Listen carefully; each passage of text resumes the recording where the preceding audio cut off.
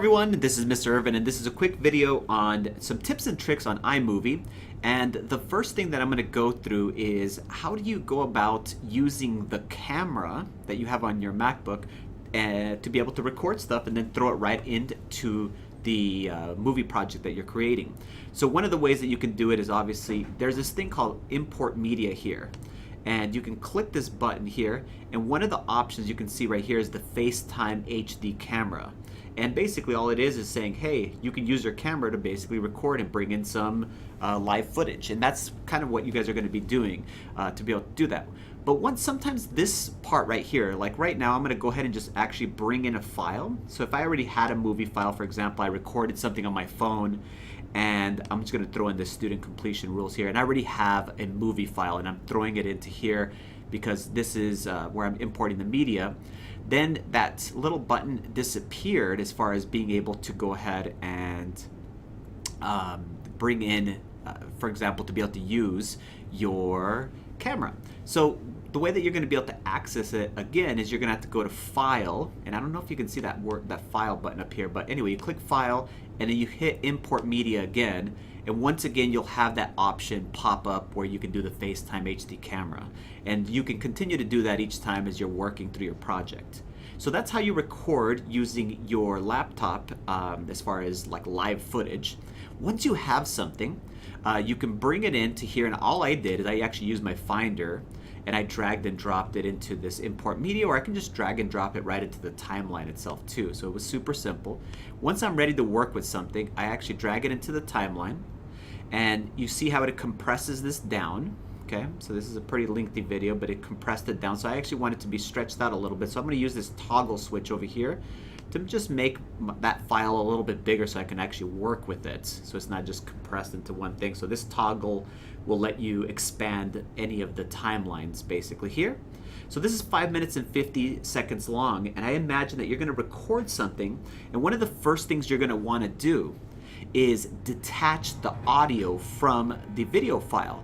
And the reason why you would do that is, for example, you have some audio in the background that you're not going to use. You're going to narrate something in the end. So I'm going to make sure I just select this. And you can see it's selected because it has the yellow around it.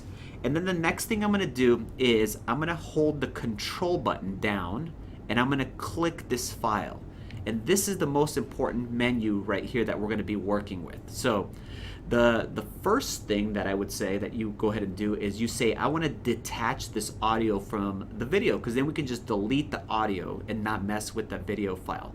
So I'm going to press detach audio, and now it's pulled it into its own timeline or its own file here.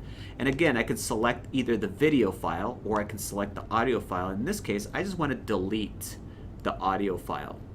And all I'm going to do is hit the delete button, or once again click control and click it, and then you can click delete here. Okay, so super easy. I'm just going to delete that. Bye bye. The audio is now gone. Now we just have video here in the background. So the next thing that I would say that you're probably interested in doing is just clipping this file. So if I want to go ahead and say, okay, I need to edit some of this out, again, I'm going to find the spot where I want to edit something out. And then I'm just going to hold down the control button, click again, and then you say I want to split this. And split just means, again, that I'm just splitting it into two pieces. And let's say I wanted to cut out this middle section here. I want to split this again. Again, I held down control and clicked it and pressed split again. Now I just want to delete this middle segment here. Once again, I can click the control and click it and delete it, or I can just hit the delete button too. And now it just squeezes the two sides together. Super simple to do. Again, find where you want to delete something and then go from there. One of the coolest things that you can do inside of iMovie that a lot of people don't know about is change the speeds of kind of what's happening in the background here. Or in the movie file, and that'll be great when you guys are making your video. So actually, as I just toggle over this, it says, hey, if you want to select a range, basically I want to select an area here that I want to fast forward. All you do is hold down the R button, and then this weird little yellow box appears. You see that?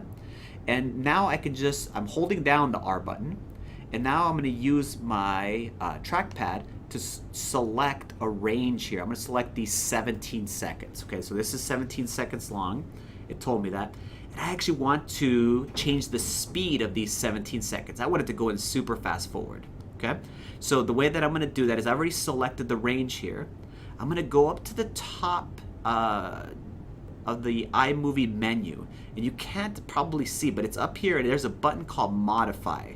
Find that button, Modify, and then select either fast forward or slow motion, some other types of things that you could go ahead and mess with. And I would imagine you're going to be using fast forward.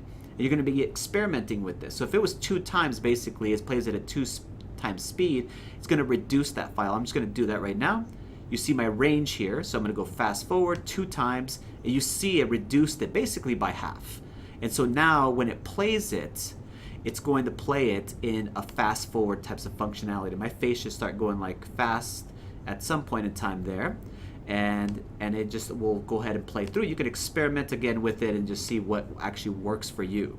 So that's super easy. Again, it's under the, you select the range by holding on the R button, select the range, and then you go up to modify, and then you say, hey, I want to fast forward this, and select the fast forward speed there. Cool? All right. So then 2 more things. One thing is, what about narration? I want to go ahead and narrate now. I already have my movie clip here, and I deleted the original audio because I want to narrate this, and it's super simple to narrate. There's actually this little button right here, and it's a microphone, and you're going to click the microphone button, and when you're ready to record, you're going to click this little record button, obviously, and it's going to start right where I left this marker at. So it's going to start like for example right there. When I click the record button, it's going to say 3, 2, 1, and then it's just going to start recording and adding your audio to the timeline here. I'm going to experiment with that, and hopefully this doesn't crash. Here we go. So it'll go 3, 2, 1, blah, blah, blah. And you can see it's recording on its own timeline. When I'm ready to stop recording, I'm going to press stop. And you can see I've recorded a sound file here.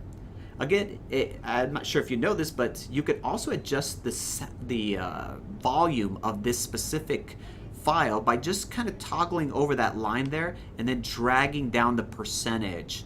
I do that all the time, especially when I add music in the background. Talking about music in the background, if you want to add an MP3 file, let's just see if I can find one here really quick. An MP3 file that you've gotten off the internet, off some kind of common creative something, you can go ahead and grab those files and just drag them down where the little music icon is here towards the bottom.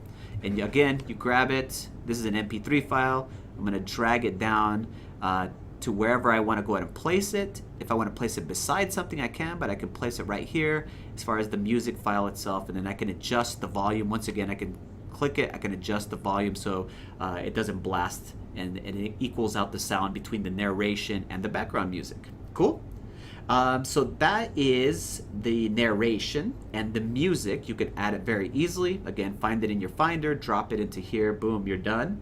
And then the final thing I'm going to show you is, again, another super simple thing, is how do you add basically titles? How do you add text to anything? It's called titles inside of iMovie. You can select a wide variety of different, all kinds of crazy stuff here.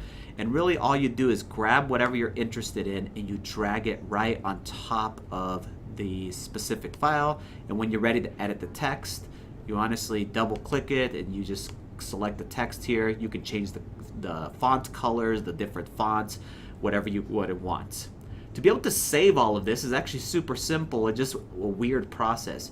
You actually back out of this. You click this projects button, and then it's going to prompt me to say, what is this called? I'm going to call it sample movie number 3, and I'm just going to press OK.